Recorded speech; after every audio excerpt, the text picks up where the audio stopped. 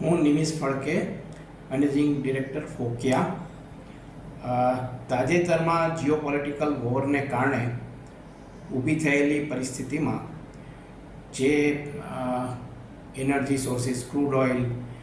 LPG gas વગેરેની જે supply ચેનમાં disruption આવ્યું છે અને જે બિયોન્ડ કંટ્રોલ છે અત્યારે કોઈના પણ, એ પરિસ્થિતિમાં જ્યારે તાજેતરમાં 24 માર્ચના એક નોટિફિકેશન દ્વારા ગુજરાત ગવર્મેન્ટે જે ડીઝલ ઓઇલ છે જે લૂઝ બેરલમાં જે લઈ જવાની ખેડૂતોને અને ટેલિકોમ ઓપરેટર્સને જે છૂટ આપી છે તે ખેડૂતો માટે 200 લીટર પર ડે છે અને ટેલિકોમ ઓપરેટર માટે 1000 લીટર પર ડે છે. પણ અમારી રજૂઆત એવી છે માનનીય મુખ્યમંત્રીશ્રી અને માનનીય ઉપમુખ્યમંત્રીશ્રી માનનીય શ્રી હર્ષભાઈ સંઘવીને કે આ પરિસ્થિતિમાં ખાસ કરીને કચ્છમાં કે જે બહુ જ એમએસએમઈઝ અને લાર્જ અને મીડિયમ ઇન્ડસ્ટ્રીઝનું એક મોટા હબ તરીકે ઉભરી રહ્યું છે, જ્યાં લગભગ 1,70,000 કરોડનું ઇન્વેસ્ટમેન્ટ કાર્યરત છે અને જે રાષ્ટ્રના જીડીપીમાં લગભગ 1.5 થી 2% જેવું યોગદાન આપે છે. તો અને જ્યાં બે મહત્ત્વના બંદરો આવેલા છે, કંડલા અને મુન્દ્રા, કે જે કહી શકાય કે સમગ્ર રાષ્ટ્રના લગભગ 30-35% જેવા એક્ઝિમ બિઝનેસમાં ફાળો આપે છે. હવે આ જે નોટિફિકેશન છે એમાં ઉદ્યોગોને બાકાત રાખવામાં આવ્યા છે. આના કારણે પરિસ્થિતિ એવી થઈ છે કે ઉદ્યોગોમાં ખાસ કરીને માઇનિંગ ઇન્ડસ્ટ્રીઝ છે કે સોલ્ટ પાન છે કે પોર્ટ એક્ટિવિટીઝ છે કે કોઈપણ પ્રકારની મેન્યુફેક્ચરિંગ એક્ટિવિટીઝ છે જે દૂરના વિસ્તારો સુધી કચ્છમાં ફેલાયેલી છે અને ત્યાં ઘણા બધા વિસ્તારોમાં રિફ્યુલિંગ છે એ પોસિબલ નથી અને ખાસ કરીને માઇનિંગ એક્ટિવિટીઝ છે જ્યાં જેસીબી ને એ પ્રકારના જે ઇક્વિપમેન્ટ ચાલતા હોય છે, તો આ લોકોને ડેલી જે છે લૂઝ બેરલમાં ડીઝલની જરૂર પડતી હોય છે.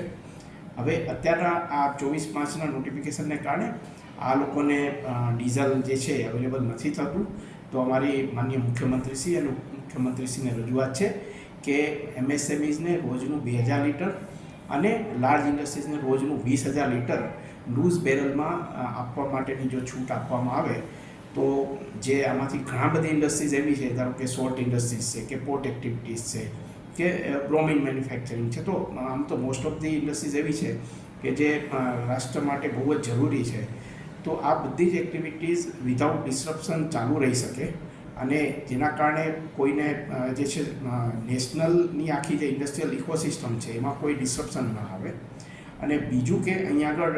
પોર્ટ આધારિત ઘણા બધા ઉદ્યોગો છે અને આ બધા ઉદ્યોગોને એક્સપોર્ટ કમિટમેન્ટ માટે પણ